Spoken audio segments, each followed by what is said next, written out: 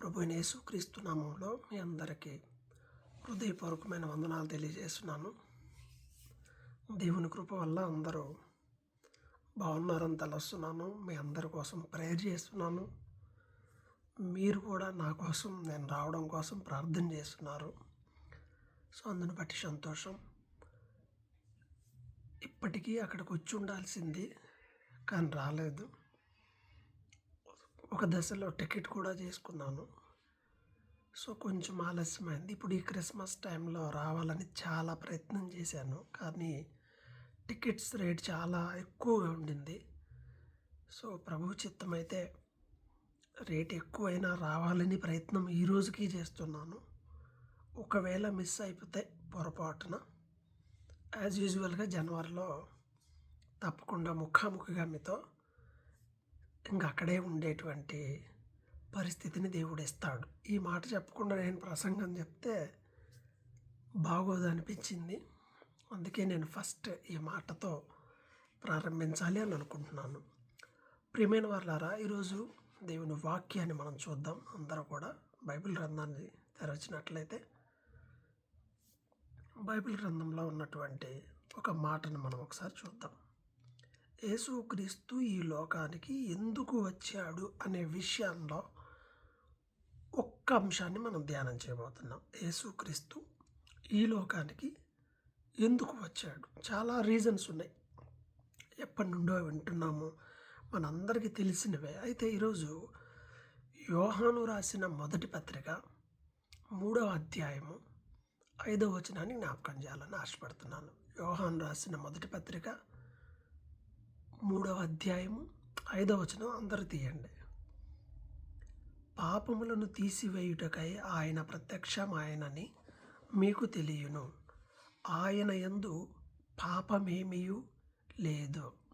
ఇది బైబిల్లో రాయబడిన మాట. ప్రభు ఎందుకు వచ్చాడు ఈ లోకానికి అని అంటే, పాపములను తీసివేయడానికి ఆయన ప్రత్యక్షమయ్యాడు. ఆయనలో ఏ పాపము లేదు. అలాగే మనం గమనించినట్లయితే ఇంకొక మాట ఇదే పత్రికలో చూద్దాం. 1వ యోహాను 4వ అధ్యాయము 10వ వచనం కూడా చదవండి. పక్కనే ఉంటుంది చూడండి. మనము దేవుని ప్రేమించితమని కాదు, తానే మనలను ప్రేమించి మన పాపములకు ప్రాయశ్చిత్తమై ఉండుటకు తన కుమారుని పంపెను. ఇందులో ప్రేమ ఉన్నది. యేసు ప్రభు ఎందుకు వచ్చాడు అనే విషయాలు ఈ యోహాను పత్రికలో చాలా ఉన్నాయి. అందులో ఒకటి మనం చూస్తూ ఉన్నాం. అదేంటి అని అంటే, పాపములను తీసివేయడానికి ఆయన ప్రత్యక్షమయ్యాడు, కానీ ఆయనలో పాపం లేదు. రెండవది ఏంటి? పాపములకు ప్రాయశ్చిత్తమై ఉండడానికి దేవుడు తన కుమారుని పంపించాడు. ఒకటి పాపములను తీసివేయడానికి, రెండవది పాపములకు ప్రాయశ్చిత్తమై ఉండడానికి. పాపం తీసివేయాలి అని అంటే పాపమునకు మొదట ప్రాయశ్చిత్తం జరగాలి, బలి జరగాలి. బలి రక్తము చిందించబడకపోతే పాపములకు క్షమాపణ లేదు.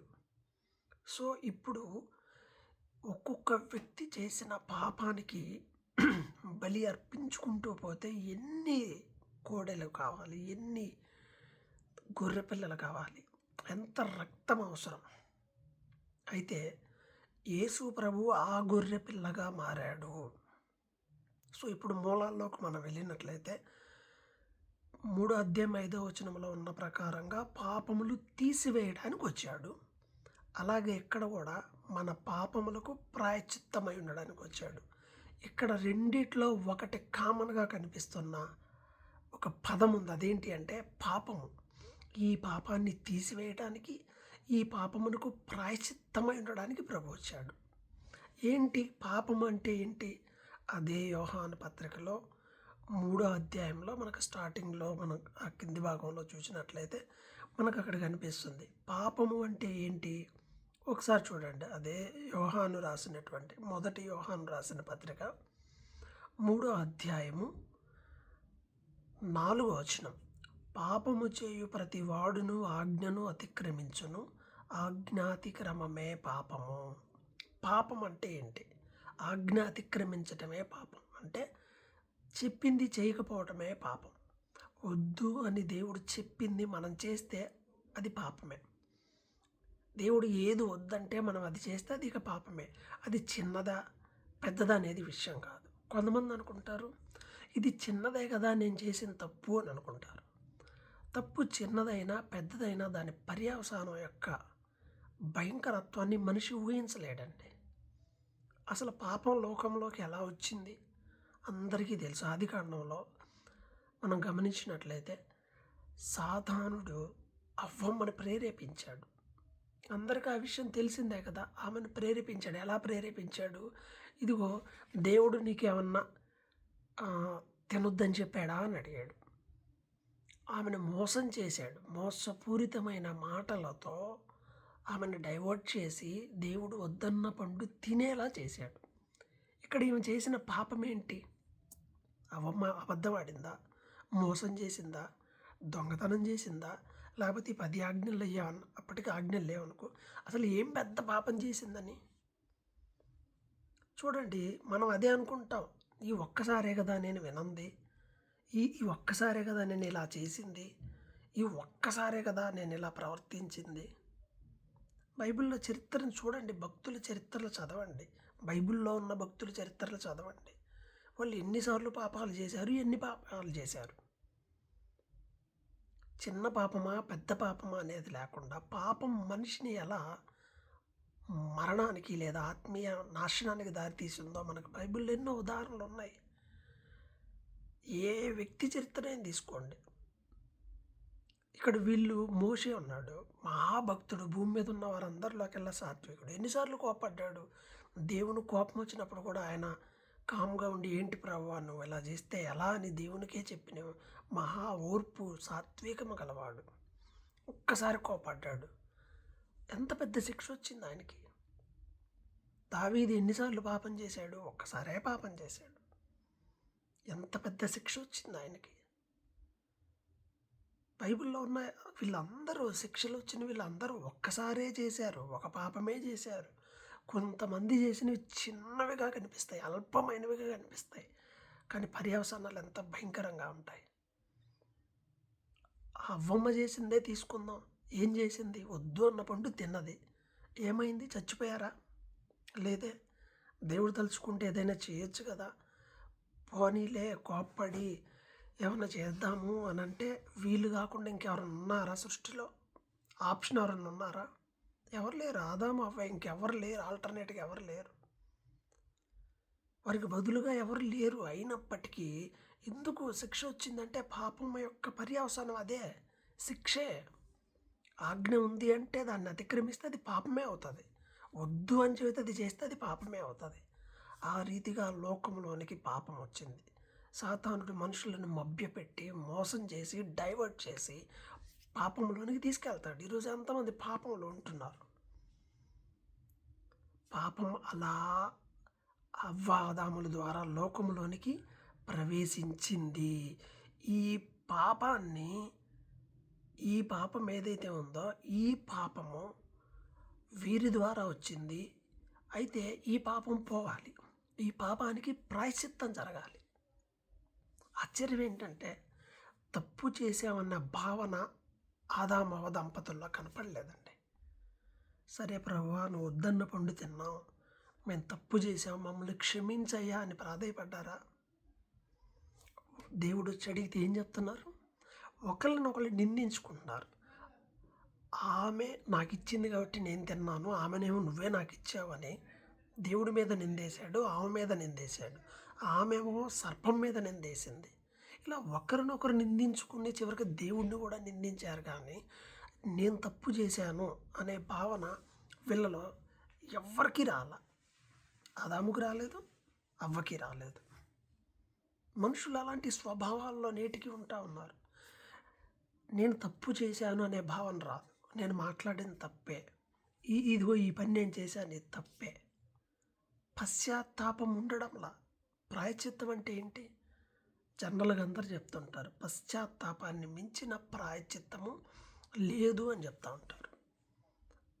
మనలో ఆ భావన ఉందా? చాలామంది తప్పు చేస్తారు కానీ ప్రాయశ్చిత్తంగా లేదా పశ్చాత్తాపాన్ని వ్యక్తం చేయరు. అలాంటి వాళ్ళతో ప్రమాదం. చాలా అంటే చాలా ప్రమాదం అలాంటి వాళ్ళతో. తప్పులు చేసుకుంటా పోతా ఉంటారు. ఎక్కడా పశ్చాత్తాపం ఉండదు. అరే! ఇలా చేశాననే బాధ కొంచెం కూడా ఉండదు. అలాంటి వాళ్ళు నిజమైన మారుమనసు కాదది. అది వేషధారణే అవుతది. నిజమైన మారుమనస్సులో పశ్చాత్తాపం ఉంటది. దావీదు పాపం చేసినప్పుడు అతనికి ఆలస్యంగానే వచ్చింది. బహుశా ఆ వెంటనే వచ్చుంటే ఎలా రెస్పాండ్ అయ్యేవాడో దావీదు. ఏది ఏమైనా నాతాను వచ్చి గద్దించినప్పుడు వెంటనే అన్న మాట ఏంటో తెలుసా? నేను పాపం చేశాను క్షమించమని అడిగాడు. ఎంత ఏడ్చాడు, ఎంత ప్రార్థించాడు. కీర్తన 51 రాశాడు. పశ్చాత్తాపం అతనిలో ఉంది కాబట్టి దేవుడు అతన్ని క్షమించాడు. కానీ శిక్ష తప్పలేదనుకోండి. సో మన జీవితంలో పశ్చాత్తాపముతో కూడినటువంటి ఒప్పుకోలు అనేది ఉందా? ఇంట్లో పిల్లలు చూస్తూ ఉంటారు. ఇంకోసారి చేస్తావా చేస్తావా చెప్పంటే ఇంకా అసలు చేయను, జీవితంలో చేయను అంటాడు. మళ్ళీ తెల్లారే మొదలు పెడతాడు. ఏం పిల్లల్లాగా ఆటలాడుతున్నారు ఇంకొంతమంది దేవుడితో. ప్రభా ఇంక ఇప్పుడు ఇట్లా కదిలి ఒక్కసారికి అంటారు, అయిపోయాక మళ్ళీ మొదలు పెడతారు. ఎక్కడ నమ్మకత్వం? పాపం చేసింది ఎవరు? ప్రాయశ్చిత్తం అవుతుంది ఎవరు? ఆదాము వాళ్ళు పాపం చేశారు, వాళ్ళు ప్రాయశ్చిత్తం అయ్యారా? ఆ తర్వాత కాలంలో పాపం అలా వచ్చేసింది లోకంలోనికి. ఒక తరం అంతా నాశనం అయిపోయింది. దేవుడు ఎంత బాధపడి ఉంటాడు ఆ తరాన్ని బట్టి. అందరూ ఆయన పిల్లలే కదా. నోవా కాలంలో అందరూ నాశనం అయిపోయారు. ఒక కుటుంబం ద్వారా మరలా ఒకవేళ మంచిగా ఉంటుందేమో, పాపం అంతా పోతుందిలే, ఒక్క ఫ్యామిలీ ఉందేక మొత్తం పోతే పోయారులే అని అనుకున్నాడు. కానీ తీరా చూస్తే మరలా పాపం కొనసాగుతూనే ఉంటుంది. పాప బీజం అలానే ఉంది. సాతాను మాట వింటూనే ఉన్నారు. అలా కొనసాగుతూ పాపం అనేది లోకంలో పెరుగుతూనే వచ్చింది. వాళ్ళు పాపం చేస్తూనే ఉన్నారు. ఇలాంటి పరిస్థితుల్లో అక్కడ ఆదాము మొదలుకొని నోవో కాలం వరకు, ఆ తర్వాత నోవో కాలం మొదలుకొని ఇప్పటి వరకు ఎన్నిసార్లు దేవుని హృదయం బాధపడి ఉంటుంది. నీ ద్వారా ఎన్నిసార్లు దేవుని హృదయం బాధపడి ఉంటుంది. నువ్వు చేసే పనుల వల్ల, నీ మాటలు, నీ తలంపులు, నీ క్రియలు, నీ కేకలు, నీ రంకెలు, దేవునికి విరోధంగా నువ్వు చేసే ప్రతి పాప పని గ్రహించావా? అది దేవుని ఎంత బాధపెడుతుంది. ఈ పాపానికి ప్రాయశ్చిత్తం ఎవరు చేస్తారు చెప్పండి? చేసిన పాపాలన్నిటికీ శిక్ష ఉంది కదా. ఆజ్ఞాతిక్రమే పాపము. మరి ఈ పాపాలన్నిటికీ శిక్ష ఉంది. ఈ శిక్షను ఎవరు భరిస్తారు? ఆదాము చేసిన పాపానికి ఆదాము కానీ అవ్వ కానీ ఏమన్నా భరించారా? మిగతా ఎవరు చేసిన దానికైనా ఎవరన్నా భరించారా? ఎవరు భరించాల. నువ్వు చేసిన పాపానికి, నేను చేసిన పాపానికి ఎవరు రెస్పాన్సిబుల్? ఎవరు భరించాలి? ఎవరు ప్రాయశ్చిత్తం అవ్వాలి? ఎవరి మీదకి రావాల్సిన శిక్ష ఇదంతా? ఆ పాప భారం అంతా, ఆ పాపం యొక్క శిక్ష అంతా యేసు ప్రభు తన భుజాన మీద వేసుకోవడానికి, సిలువలో మన పాపమును పరిహరించడానికి, మన పాపములకు ప్రాయశ్చిత్తమై ఉండడానికి తండ్రి తన కుమారుణ్ణి ఈ లోకానికి పంపాడు. ఎందుకంటే ఆయన మనల్ని ప్రేమించాడు కాబట్టి. ప్రేమ ఏం చేస్తుందంటే ఈ పాపాన్ని కూడా భరించిందండి. ఎంత ప్రేమ, ఎంత ప్రేమ! పాపాన్ని భరించిన ప్రేమ. ఇది ఆశ్చర్యమైన ప్రేమ. మనం పడతామే ఆశ్చర్యమైన ప్రేమ, కల్వరిలోని ప్రేమ. పాపి కోసం పరలోకం నుండి దిగి వచ్చిన ప్రేమ ఇది. బైబిల్ అదే చెప్తుంది. పాపం చేసింది ఎవరు? వాళ్ళు. క్షమాపణ అడగలేదు, పశ్చాత్తాపడలేదు. కానీ యేసు ప్రభు మన పాపముల కొరకు ఆయన శిక్షను అనుభవించాడు. యెషయా గ్రంథం 53వ అధ్యాయము 5వ వచనం 6వ వచనం చూసినట్లయితే, మన అతిక్రమ క్రియలను బట్టి అతడు గాయపరచబడెను, మన దోషములను బట్టి అతడు నలగొట్టబడ్డాడు, మన సమాధానార్థమైన శిక్ష అతని మీద పడెను, అతడు పొందిన దెబ్బల చేత మనకు స్వస్థత కలుగుచున్నది. మనమందరము గొర్రెల వలె త్రోవ తప్పిపోతిమి, మనలో ప్రతి వాడును తనకిష్టమైన త్రోవకు తొలిగెను, యెహోవా మన అందరి దోషమును అతని మీద మోపెను. ఎవడికి నచ్చిన మార్గంలో వెళ్ళిపోయారట. అందువల్ల అందరి దోషం ఆయన మీద మోపబడింది, అందరి శిక్ష ఆయన మీద పడింది. మనకు రావాల్సిన శిక్షను ఆయన భరించాడు. గొర్రెలు అలా త్రోవ తప్పిపోయినట్టు ప్రతివాడు అందరూ. ఈరోజు నువ్వే మార్గంలో నడుస్తున్నావు? దేవుని మార్గంలో నడుస్తున్నావా? వాక్యం నీకుంది, సేవకులు వాక్యం చెప్తున్నారు, అయినా వాక్యానుసారంగా నడుస్తున్నావా? ఎవడి ఇష్టం వాడిది. కొంచెం ఏజ్ వచ్చిందంటే చాలు పిల్లలు అంటున్నారు, మా ఇష్టం, నువ్వు మాకు చెప్పేదేంటి. తల్లిదండ్రులు ఎదిరించేటువంటి పిల్లలు వచ్చేసారు. తల్లిదండ్రులు కొట్టే పిల్లలు కూడా వచ్చారు. నువ్వు మాకు చెప్పేది ఏంటి అనే వాళ్ళు వచ్చారు. ఈ తిరుగుబాట్లకి శిక్ష లేదా?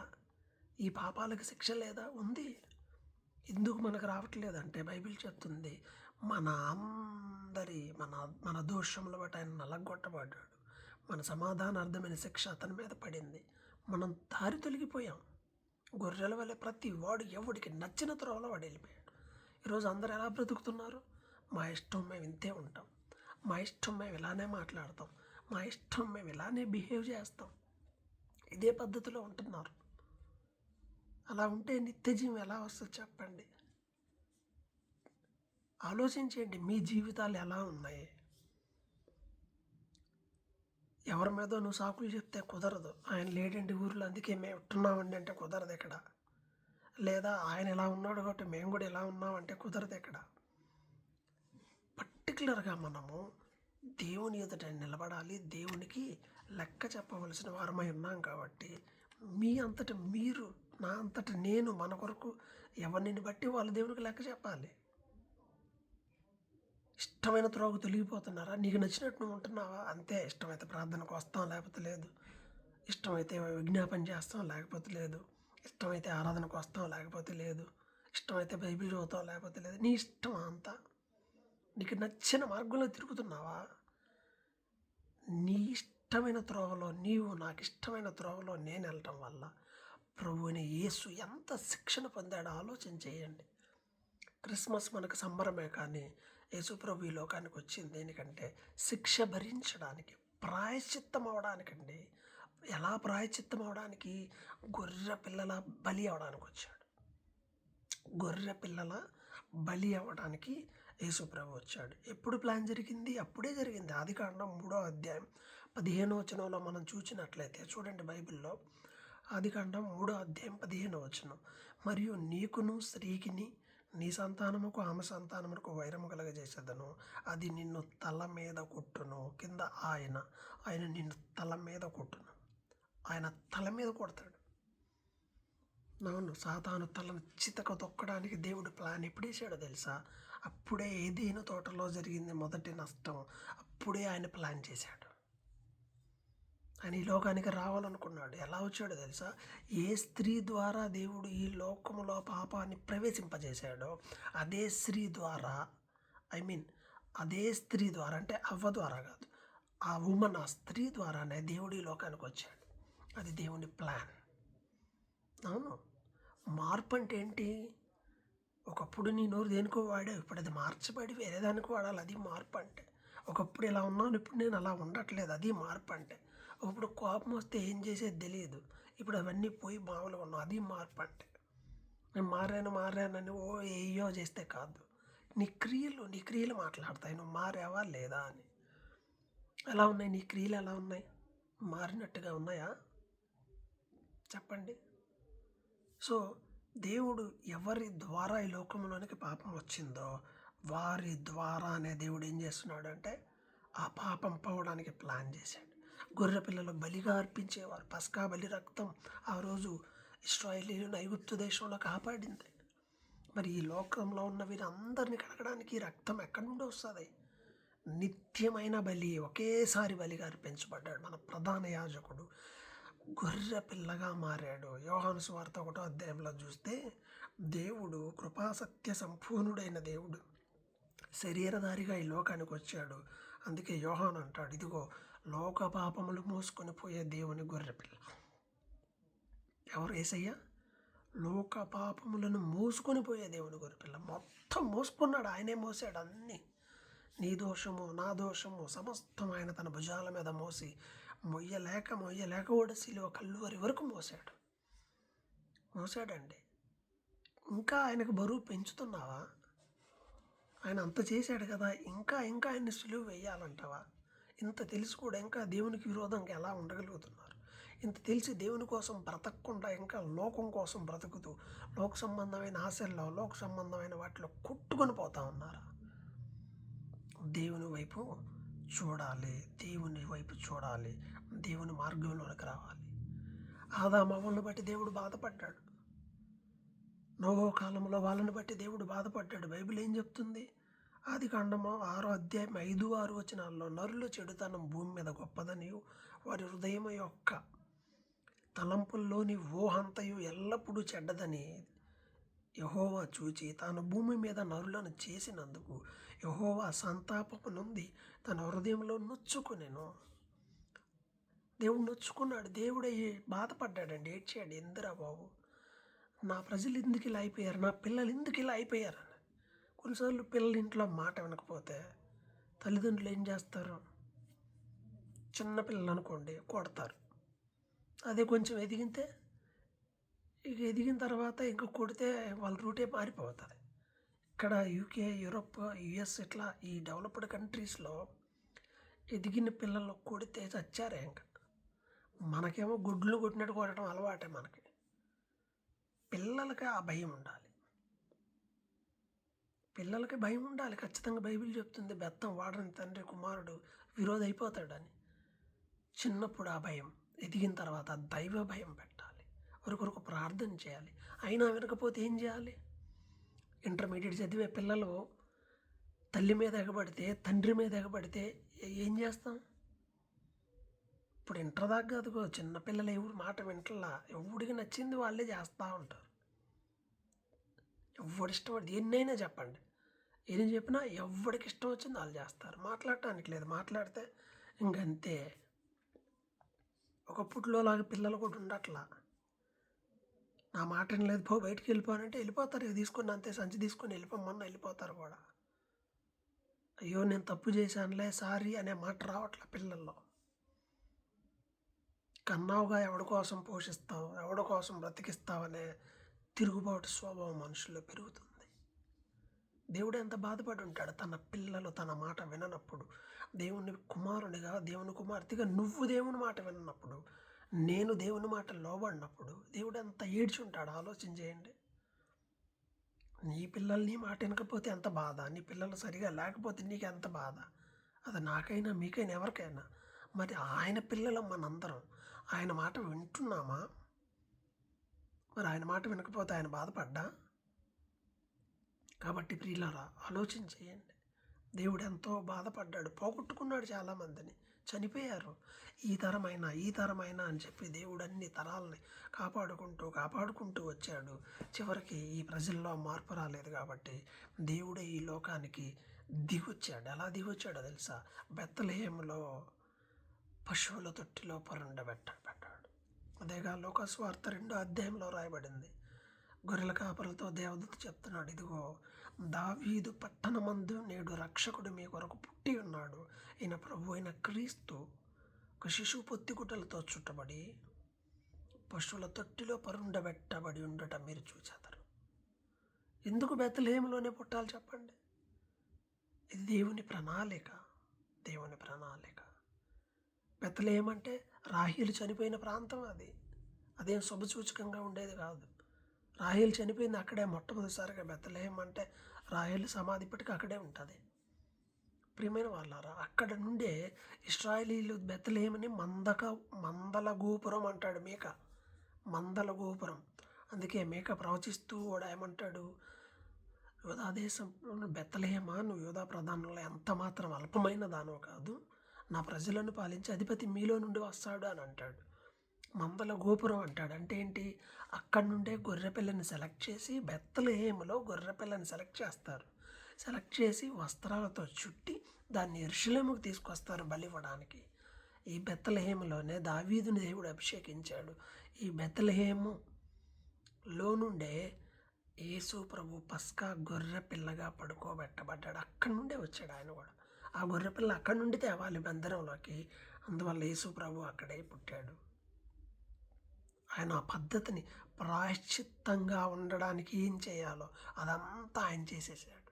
ఆయన ఏడ్చాడు, ఆయన మన కొరకు సఫర్ అయ్యాడు, బాధపడ్డాడు, ఆయన దెబ్బలు తిన్నాడు, అవమానాన్ని భరించాడు, అన్నీ చేశాడు.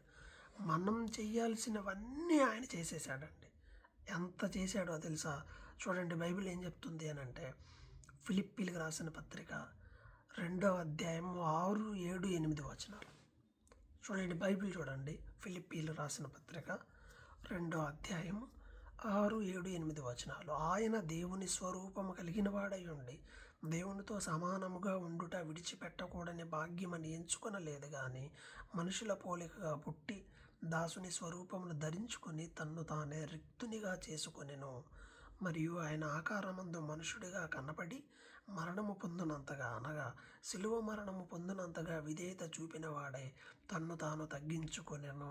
ఇదండి, దేవుని స్వరూపాన్ని ఆయన విడిచిపెట్టేశాడు, మహిమను విడిచిపెట్టాడు. దేవునితో సమానంగా ఆయన కుడి పక్కనే కూర్చున్నాడు. తండ్రి కుడి పక్కనే కూర్చున్న కుమారుడు దానిని విడిచిపెట్టి ఏం చేశాడంటే మనుషుని పోలికగా పుట్టాడు. ఈ రక్తమాంసాలతో లోకానికి వచ్చాడు. దాసుని స్వరూపాన్ని ధరించుకున్నాడు, దాసుడుగా మారాడు, మనందరికీ దాసుడయ్యాడు, పరిచర్య చేశాడు, శిష్యుల కాళ్ళు గడిగాడు. దాసునిగా ధరించుకొని తను తాను రిక్తునిగా చేసుకున్నాడు. అన్నీ వదిలేసేసుకున్నాడండి. బాగా బతికిన వాళ్ళు అన్నీ వదిలేసుకొని కొన్ని రోజులు బతకమంటే బ్రతకగలుగుతారా? బాగా రిచ్గా మెయింటైన్ చేస్తున్నారు కదా, ఒక నెల రోజులు మామూలు పేదవారిలాగా బ్రతకమని చెప్పండి, సాధ్యమా? పరలోక సింహాసనాన్ని విడిచిపెట్టి, మహిమను విడిచిపెట్టి ప్రభు ఎంత మన కోసం తగ్గించుకున్నాడండి. ఎక్కడ పడుకోబెట్టబడ్డాడు? పశువుల తొట్టిలో. సృష్టించిన ఆయనకి సత్రంలో స్థలం లేక పశువుల తొట్టిలో ఎలా ఉంటుంది? గొర్రెలు ఇవన్నీ ఉండే ఆ పశువుల తొట్టి ఎలా ఉంటుంది చెప్పండి? ఆ వాసనలో కూడా పరుండున్నాడు ఆయన. ప్రియమైన వాళ్ళారా, దేవుడు మన కోసం చేసిన త్యాగాన్ని మనం జ్ఞాపకం చేసుకుంటే మరలా పాపం వైపు వెళ్ళాం. దేవుడు మన కోసం చేసిన త్యాగాన్ని జ్ఞాపకం చేసుకుంటే ఖచ్చితంగా ఆయనకి సాక్షులుగా మనం నిలబడతాం. మనం చేయాల్సింది ఏంటి? ఆలోచన చేయండి. మన కోసం ఆయన ఏం చేశాడనేది ఆలోచన చేయండి. దాసుని స్వరూపాన్ని ధరించుకొని రిక్తునిగా చేసుకొని మరణము పొందినంతగా, శిలువ మరణం పొందినంతగా విధేయత చూపించి తన్ను తాను తగ్గించుకున్నాడు. ఈరోజు మనుషుల్లో దీనత్వం ఎక్కడుంది? తగ్గించుకోవడం ఎక్కడుంది? తగ్గించుకోవడంలా, నా తప్పైంది అనే మాట నోట్లో నుంచి రావడంలా, ప్రభువా నేను పాపం చేశాను నన్ను క్షమించు అని మనుషులు మాట్లాడలేకపోతున్నారు. అవును ప్రభువా నేను నీకు విరోధంగా పాపం చేశాననే మాట రావడంలా, తగ్గింపు లేదు, తెలుసుకోవడం లేదు, ఉన్న స్థితిని కూడా తెలుసుకోవడం లేదు. కానీ ప్రభు అయితే మన కోసం తన్ను తాను తగ్గించుకున్నాడండి. ఆయన తగ్గించుకోకపోతే ఏమయ్యేది చెప్పండి? రక్షణ ఉండేదా ఈరోజు? తన్ను తాను తగ్గించుకున్నాడు. దేవునికి మనకి మధ్య సమాధానం లేదు, శత్రువులం అయిపోయాం మనం తండ్రికి. ఈ శత్రుత్వాన్ని తీసేసాడు. మధ్యలో ఇద్దరి మధ్యలో ఉన్న గోడ తీయటానికి ప్రభు వచ్చాడు. ఈరోజు అసమాధానం, మనుషులకి మధ్య అసమాధానం. ఒకే ఇంట్లో ఉంటారు, పడదు. అన్నదమ్ములు, అక్క చెల్లెళ్ళు, తోడుకోడళ్ళు, అన్నదమ్ములు, ఇంకా ఎన్ని రిలేషన్స్ ఉన్నాయి మనకి. ఎందుకు ఈ మనుషుల మధ్యలో అసమాధానం వస్తుంది? ఎందుకు ఒకరినొకరు ద్వేషించుకుంటున్నారు? ఎందుకు ఒకరినొకరు చంపుకుంటున్నారు? సమాధానం లేదు మనుషుల్లో. దేవునికి మనిషికే సమాధానం లేదు. ఎందుకంటే చేసే పనులు నచ్చకపోతే మాట్లాడతామా? మనకు అవతల వాళ్ళు చేసే పనులు నచ్చట్లేదు అనుకోండి, మనం మాట్లాడతామా? పక్కన కూర్చుంటామా? సంతోషంగా ఏమైనా చెప్తామా? ఎందుకంటే వీళ్ళ కుదరదులే నాకు, వెళ్తా అని అనుకుంటాం. మరి దేవుడు అలా అనుకోడా? నీ ప్రవర్తన చూసి పర్వాలేదు, ఏం వెరీ గుడ్, ఏం మాటలు, ఏం ప్రవర్తన, క్రియలు అన్నీ చాలా మంచిది అని దేవుడు కూడా అనుకోవాలి కదా. మరి అలా ఉన్నావు నువ్వు? ప్రియమైన వాళ్ళారా, మనం ఎలా ఉన్నామో తెలుసా? మన స్టేటస్ ఏంటో తెలుసా? యేసు ప్రభు రాకమునుపు బైబిల్ గ్రంథంలో రోమాపత్రిక 5వ అధ్యాయము చూడండి, 9వ వచనం నుండి. రోమాపత్రిక 5వ అధ్యాయం 9వ వచనం. కాబట్టి ఆయన రక్తము వలన ఇప్పుడు నీతిమంతులుగా తీర్చబడి మరింత నిశ్చయముగా ఆయన ద్వారా ఉగ్రత నుండి రక్షింపబడతాం. ఇప్పుడు నీతిమంతులు అయ్యాం. ఒకప్పుడు పాపులమే, ఇప్పుడు ఉగ్రత నుండి తప్పించబడ్డాం. ఒకప్పుడైతే ఉగ్రత మన నెత్తి మీద ఉంది. దేవునికి విరోధముగా ఉండేవారు ఎవరైనా గుర్తుపెట్టుకోండి, ఉగ్రత నీ మీద ఉంది. ఆయనకి విరోధమైన పనులు చేసి ఉగ్రతను తెచ్చుకోమాకండి. 10వ వచనం, ఏలయనగా శత్రువులమై ఉండగా. శత్రుత్వం, ఎవరితో శత్రుత్వం? ఏమండి, మనుషులు ఎవరితో అన్న శత్రుత్వం అయితే ఒక రేంజ్లో ఉన్నోడితో పెట్టుకుంటే అందరికి భయం. అమ్మో నాయనో వాడు ఏం చేస్తాడో భయం ఉంటుంది. ఇక్కడ శత్రుత్వం ఎవరితో? దేవునితో శత్రుత్వమా? గెలుస్తామా? నిలుస్తామా? ఏమండి? దేవునితో నా శత్రుత్వం, ఆయనకి శత్రువులుగామా? అవును, ఈరోజు చాలామంది దేవునికి శత్రువులుగా తయారవుతున్నారు. కుటుంబంలో ఎలా అయితే శత్రువులు అవుతున్నారో ఒకరికొకరు, దేవునితో శత్రువులు అంటే అవును. ఫిలిప్పీ పత్రిక 3వ అధ్యాయంలో కూడా ఇదే అంటాడు 19లో. ఏడుస్తూ చెప్తాడు ఫిలిప్పీ పత్రికలో. ఇది ఇంతే ఉంచి ఒకసారి బైబిల్ చూడండి, అది అలాగే ఉంచుకొని ఒకసారి చూద్దాము. ఫిలిప్పీలకు రాసిన పత్రిక 3వ అధ్యాయము మనం ఒకసారి చూసినట్లయితే పౌలు గారు ఏడుస్తూ చెప్తాడు 18వ వచనం. ఫిలిప్పీ పత్రిక 3వ అధ్యాయం 18వ వచనం. అనేకులు క్రీస్తు శిలువకు శత్రువులుగా నడుచుకొనుచున్నారు. వీరిని గురించి మీతో అనేక పర్యాయములు చెప్పి ఇప్పుడు నువ్వు ఏడ్చుచూ చెప్పుచున్నాను. ఎవరండి వీళ్ళంతా? శిలువకు శత్రువులు, దేవునికి శత్రువులు. దేవునితో శత్రుత్వం పెట్టుకొని గెలుస్తామా? ఎవరి మీద నీ విరోధం? దేవుని సేవకుల మీద. కొన్నిసార్లు నాకు ఆశ్చర్యం వేస్తూ ఉంటుంది. నాకు కూడా శత్రువులు అవుతూ ఉంటారు కొంతమంది. మంచి ఆలోచన చేసినా కానీ శత్రువులే అవుతూ ఉంటాం. నా మీద కూడా చెడు చెబుతూనే ఉంటారు. తెలీదు, విషయం ఏంటో తెలీదు. నోరు ఒకటి ఉందిగా, మాట్లాడటమే, నోటికి ఏది వస్తే అది మాట్లాడటమే. తర్వాత ఎప్పుడో తెలుసుకున్న తప్పు అయిపోయిందండి అంటారు. ఎవరితో శత్రుత్వం చెప్పండి? దేవునితో, సేవకులతో, దేవుని పిల్లలతో. అసలు ఎవరితో అయినా సరే శత్రుత్వం మనకి ఎందుకండి? ఈ లోకంలో ఎవరైనా కానీ నీకు కీడు చేసిన శత్రువు అనేవాడిని కూడా ప్రేమించు అని కదా చెప్తుంది బైబిల్. ఇక్కడ దేవునితోనే నువ్వు శత్రువు అయిపోతే ఇక ఏంటి జీవితం? నీ క్రియలు ఎలా ఉన్నాయి? దేవునికి శత్రువుగా లేవా నువ్వు? నీ మాటలు, నీ క్రియలు, నీ ప్రవర్తన ఎలా ఉందో ఆలోచన చేసుకో. సో దేవునికి శత్రువులుగా ఉన్నాము. రోమపత్రిక 5వ అధ్యాయం 10వ వచనం. ఎలా అనగా శత్రువులమై ఉండగా. తండ్రికి మనకు శత్రుత్వం మన పాపమే. పాపం మనిషికి మధ్యలో అడ్డుగొడగడుతుంది. అప్పుడు ఆయన కుమారుని మరణము ద్వారా మనం దేవునితో సమాధానపరచబడిన ఎడల సమాధానపరచబడిన వారమై ఆయన జీవించుట చేత మరి నిశ్చయముగా రక్షింపబడదు. తండ్రికి మనకి మధ్య ఉన్న ఈ శత్రుత్వం పోగొట్టడానికి యేసయ్య ప్రాయచిత్తమయ్యాడు. ప్రాయచిత్తమై చచ్చిపోతే ఆ శత్రుత్వం అలానే ఉండేది. కానీ ఆయన మరలా బ్రతికాడు కాబట్టి సమాధానం వచ్చేసింది. ఇక్కడ పాపమునకు ప్రాయచిత్తం జరిగింది, కుమారుడు బ్రతికే ఉన్నాడు.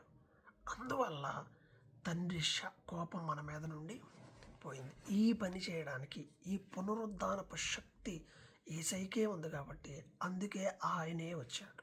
ఆయన ద్వారే మనకు అతిశయం, ఆయన ద్వారానే సమాధాన స్థితి. ఎందుకనంటే ఒక మనుషుని ద్వారా లోకంలోనికి పాపం వస్తే యేసు ప్రభు మనిషిగా దిగి వచ్చి అదే మనిషిగా ఆయనలో నుండి జీవం వచ్చింది, రక్షణ వచ్చింది. మొదటి ఆదాము ద్వారా పాపం వస్తే కడపటి ఆదాము ద్వారా రక్షణ వచ్చింది. అందుకే ఒక మనుషుని అవిధేయత వలన అనేక మంది పాపులు చేయబడ్డారు. ఒక ఆదాము పాపం చేశాడు, అందరికీ శిక్ష వచ్చిందిగా. తల్లి గర్భంలో పుట్టడమే పాపం అంటే తల్లి గర్భంలో పుట్టినప్పుడే ఆదాము చేసిన పాపం అందరి తల మీదకు చుట్టుకుంది కదా. మరణం అందరికీ తప్పదు కదా. ఏ పాపం చేయకపోయినా సరే అందరికీ మరణం తప్పలా. ఆదాము ద్వారా మరణం వస్తే యేసుక్రీస్తు ద్వారా, యేసయ్య నీతి ద్వారా, యేసయ్య విధేయత ద్వారా మనందరికీ నిత్య జీవం వచ్చింది, పరలోకం వచ్చింది. యేసు ప్రభు ఈ లోకానికి ఎందుకు వచ్చాడంటే పాపములు తీసివేయడానికి వచ్చాడు, పాపములకు ప్రాయశ్చిత్తముగా ఉండడానికి వచ్చాడు. కాబట్టి ప్రియమైన వారలారా, క్రిస్మస్ దినాల్లో నీ జీవితం ఎలా ఉందో ఆలోచించి. ఏదో లోక సంబంధమైన వాటితో ఇలా వెంపర్లాడుకుంటూ పోతే ఒకరోజు దేవుని సన్నిధిలో నిలబడాలి. దేవునికి శత్రువుగా జీవించవద్దు. ఎవరు నీకు శత్రువులు? ఈ లోకంలో కూడా ఎవరితో శత్రుత్వం పెట్టుకోవద్దు. ఎవరు ఎలా అయినా ఉండనివ్వండి, చిరునవ్వుతో తీసుకోవడం నేర్చుకోండి. నీకు నష్టం చేసిన వాళ్ళు ఉంటారు, కీడు చేసిన వాళ్ళు ఉంటారు, నీకు ఏం చేయడానికి ప్రయత్నం చేసిన వాళ్ళైనా సరే వాళ్ళని ప్రేమించు. ఎవరిని శత్రువులుగా ఎంచుకోవద్దు. బైబిల్ చెప్తుంది మీ శత్రువులను ప్రేమించండి, మీ శత్రువుల కోసం ప్రార్థన చేయండి. నిజంగా చెప్పండి, శత్రువుల కోసం ప్రార్థన చేస్తారా? ఆ నాశనం అయిపోతే చూడాలని కోరుకుంటారు. కానీ అది నిజమైన క్రీస్తు తత్వం కాదు. ప్రేమించు, అందరి కొరకు ప్రార్థన చేయాలి. ఎందుకు ఒకరితో అసమాధానం, ఎందుకు ఒకరితో శత్రుత్వం? ఈ లోకంలో మనుషులతో శత్రుత్వం మనం తట్టుకోలేమే. దేవునితో శత్రుత్వాన్ని తట్టుకోగలమా చెప్పండి? నువ్వు దేవునికి శత్రువుగా ఉన్నావా, మిత్రువుగా ఉన్నావా? ఒకసారి నీ హృదయాన్ని పరిశీలన చేసుకొని, నీ జీవితాన్ని పరిశీలన చేసుకో. ఒకవేళ దేవునికి శత్రువుగా మారి వెళ్ళిపోతా ఉంటే గ్రహించు, ఆగు. ఇప్పటికైనా ఆగి, లేదు ప్రభువా, నేను నీ కొరకు సాక్షిగా బ్రతుకుతాను, నా పాపాలు క్షమించమని ఒప్పుకోవాలి, పశ్చాత్తాపడాలి. మనం ప్రాయశ్చిత్తం అవ్వాల్సిన అవసరం లేదు. ఆయన మన కోసం ప్రాయశ్చిత్తం అయిపోయాడు. పశ్చాత్తాపం కావాలి దేవునికి. ఆదాము హవ్వలు పశ్చాత్తాపడలేదు. నోవహు కాలంలో ప్రజలు పశ్చాత్తాపడలేదు. చాలామంది పశ్చాత్తాపడల, నాశనం అయిపోయారు. పశ్చాత్తాపం లేని మారు మనసు నిజమైన మారు మనసే కాదు. అందుకే ప్రభు దగ్గరికి వెళ్ళి, ప్రభువా, నా కోసం నువ్వు శాపమయ్యావు, నా పాపం తీసివేయడానికి నీవు పాపమయ్యావు, నేను భరించలేని శిక్షను మీరు భరించారు, నీ రక్తంలో నన్ను కడిగి తండ్రికి నాకు ఉన్న ఈ శత్రుత్వం తీసేసి ఈ క్రిస్మస్ దినాల్లో సమాధానం దయచేయమని ప్రార్థించు. నీ కుటుంబ సభ్యులతో సమాధానం, ఇవన్నీ కలిగి ప్రార్థించు. దేవుడు మిమ్మల్ని ఆశీర్వదిస్తాడు. తల వంచండి, ప్రార్థన చేసుకుందాం. మహాగణుడా, కృపగల తండ్రి, నీకు వందనాలు. మరొకసారి ఈ ఉదయకాల సమయంలో ప్రార్థన చేస్తున్నావు నాయన. కనికరించండి, కనికరించండి ప్రభువా. మేము ఎన్నోసార్లు అనేకమైన పాపములు చేసి నిన్ను దుఃఖపరిచాము, నిన్ను గాయపరిచాము ప్రభు. ఆదాము అవ్వలు ఒక్కసారే పాపం చేశారు. అనేక మంది ఒక్కసారే చిన్న పాపాలే చేశారు. చిన్న పాపం చేయటాన్ని బట్టి, చిన్న ఆజ్ఞ అతిక్రమించటాన్ని బట్టి ఎంత నష్టము, ఎంత నాశనము వారి జీవితాల్లో తెచ్చుకున్నారు. మేము ఎన్ని చేశాం ప్రభువా? లెక్కలేనన్ని పాపములు. త్రవ్వుచుండే కొద్దీ పెరుగుతాయే కానీ మా పాపరాశి అది తగ్గేది కాదు ప్రభువా. అయితే లెక్కలేనన్ని పాపములు మేము చేసినా మీరు మమ్మల్ని ప్రేమించారు ప్రభువా. నీ ప్రేమకే వందనాలు ప్రభువా. పరిగెత్తి నా కోసం సిలువలో మరణించడానికి, పశువుల తొట్టిలో పడుకోవడానికి ఈ లోకానికి దిగొచ్చావు ప్రభువా. అందుని బట్టి వందనాలు ప్రభువా. నీ ప్రేమను అర్థం చేసుకొని ప్రభువా, నీతో సమాధానకరంగా జీవించడానికి సహాయం చేయండి. మనుషుల మధ్యలో, ఈ కుటుంబాల్లో సమాధానం దయచేయండి. శత్రుత్వములు మనుషులతోనూ దేవునితోనూ పెట్టుకున్నాను ప్రభువా, నీతో పెట్టుకున్నాను ప్రభువా శత్రుత్వం. దయచేసి క్షమించండి. ఈ జీవితకాలం అంతా సమాధానం కలిగి, మనుషులతోనూ నీతోనూ సమాధానం కలిగి ప్రభువా, ఈ క్రిస్మస్ శాంతి, సంతోషం, సమాధానములు కలిగి జీవించడానికి సహాయం చేయండి. సమాధానకర్త అయిన దేవా, నాకు సమాధానమును అనుగ్రహించండి. నిజంగా నాకు రావలసిన శిక్షను మీరు భరించారు, నాకు రావలసిన శాపాన్ని మీరు భరించారు, నాకు రావలసిన సమస్త పాపభారాన్ని మీరు మీ భుజం మీద వేసుకొని నా కొరకు మీరు ప్రాయశ్చిత్తమయ్యారు. లోకంలో ఎవ్వరూ ఇలా చేయరు ప్రభువా. ఇలా చేసిన నీ ప్రేమను గుర్తిరిగి అంతవరకు నీ కొరకు సాక్షిగా ఉండడానికి సహాయం చేయండి.